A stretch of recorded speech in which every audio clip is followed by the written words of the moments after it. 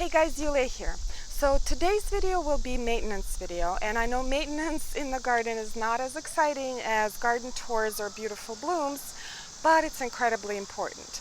So I will be working on this area under my cherry tree, and it's kind of an interesting spot in my garden because it has shade, has part shade, and has sun as well. So a couple of weeks ago the area was inundated with weeds, which I removed, and it actually created an opportunity for some plantings, I think. I will also be deadheading some of the perennials so they create another flush of blooms later in the summer, so I will show you how to do that. If you don't want to watch this video in its entirety, I will put timestamps for you so you can go straight to the topic, so it's more convenient for you. I don't want to waste your time. Anyway, let me show you the space first, and then I will go into details about what I'm going to be doing today. Alright, so this is the space, and I will try to keep the camera as steady as I can. I know you guys get dizzy sometimes, and I've yet to get a stabilizer. I promise I will. So this is our lovely cherry tree that provides shade for the shade garden, and right at this point it will get a lot of sunlight during the day, and it gets sunnier as it goes forward in the bed. And I absolutely love the textures of plants here, the Hakinakloa, the hostas, and all of the grasses here. So what I'm going to be doing first, I'm going to be deadheading this bee balm right here that also has powdery mildew that I will tell you how to deal with. And all of the mulch that you see here, I put down to suppress the weeds. So I am going to plant some elephant ear here because, for a couple of reasons. First, I have some leftover elephant ears. I just had too many. I still have like 5 pots left, and I think it will create a lot of contrast with these grasses that I have here because everything is very fine textured. So I think if I'll put bold-leaved plants like elephant ear, that will create very interesting combination.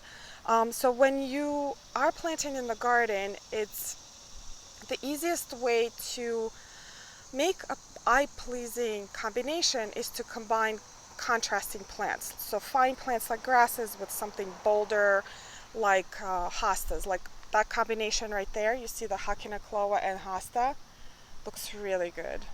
Anyway, let me start on the bee balm, and then I'll plant the elephant ear. Alright guys, so this is the bee balm, and it bloomed beautifully about 3 weeks ago, but the blooms are pretty much spent right now.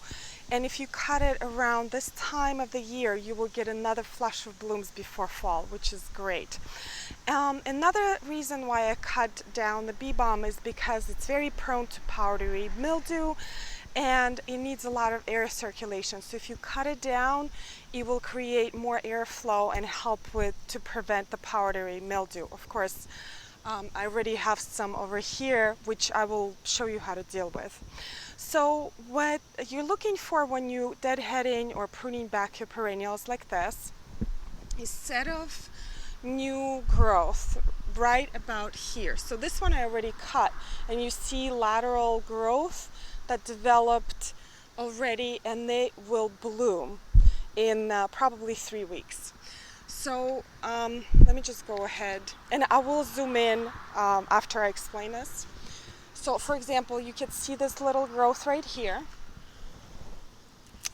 and I'll deadhead like this.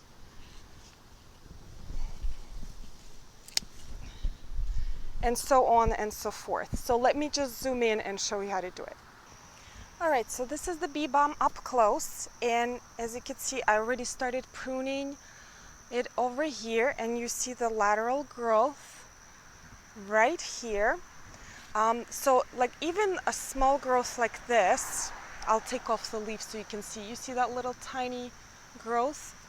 So you can cut right above it, and that will develop into a new stem with a bloom on it. If you don't see any buds or anything like that, you still can cut it, because cutting your plant right here will create new buds and new growth regardless.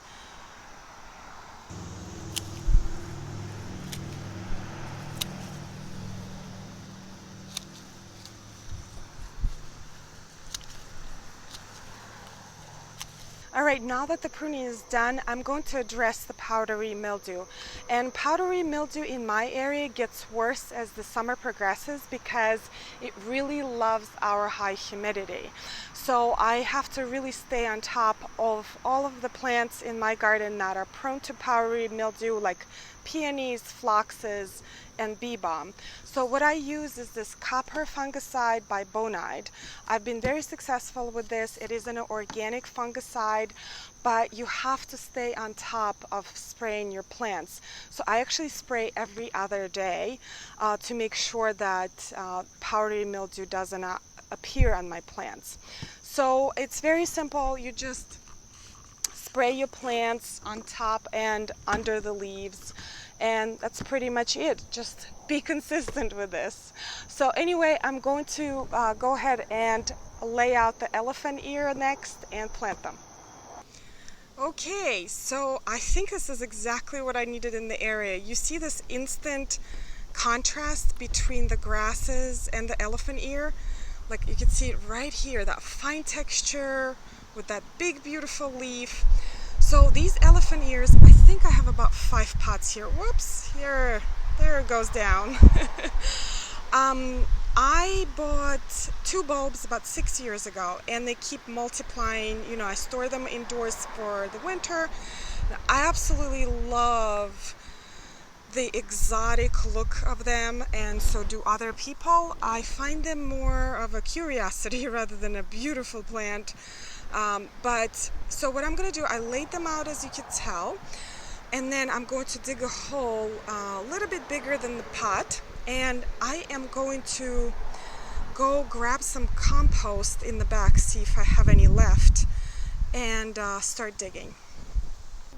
Alright guys, so this is where the magic happens. This ain't pretty, but this is the base of my garden. I have 2 compost heaps here cooking, but let me see if I have, pretty sure I have it ready here. Just see. This is my tumbler, and it just amazes me. Oh, it's so hot. It's not 100% ready. It has twigs still, but I think it will do. It will all biodegrade. This is beautiful. This is where the garden happens, right here. Okay, so I'm gonna grab some of this. Elephant ear love compost. So let me just grab this and then we'll get started.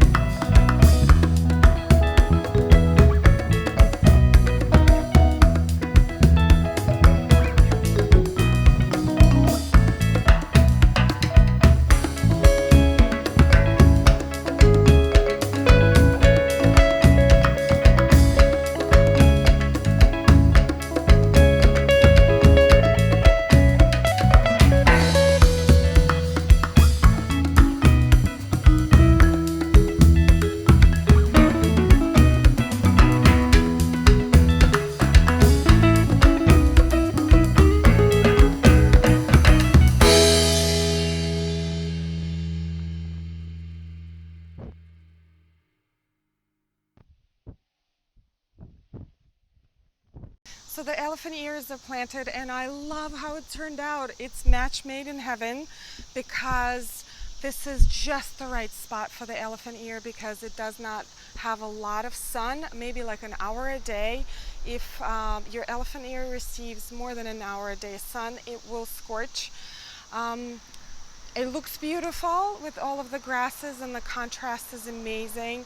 I also expect them to double in size before the end of the summer, which is awesome. I love those big, bold, beautiful leaves. I will post a photo of one of my elephant ears last year. I'm expecting these to be about the same size. So I'm not going to be fertilizing them for a couple of weeks. The compost that I added will be sufficient, but in a couple of weeks I will go ahead and fertilize them with milorganite. There it is. Milorganite has a high nitrogen level, so the first number, if your fertilizer has a high first number, that's a high nitrogen fertilizer, and milorganite is one of them. Plant tone is another high nitrogen fertilizer that you can use on elephant ears. They really love it. Other than that, they're very low maintenance plants. They do like to get sufficient water during a heat wave, but in our area they love the humidity, they love the heat, and they do great, and I love them back. Anyway, I think this is it for today. I may mulch just slightly around where I was digging around the elephant ear and the bee balm, because I saw some weeds kind of got in the patch of bee balm there. So I think this is it for today. I hope this video was helpful to you and you learned something new. If so, please subscribe or share it with your friends. And as per usual, I'll see you next time. Bye.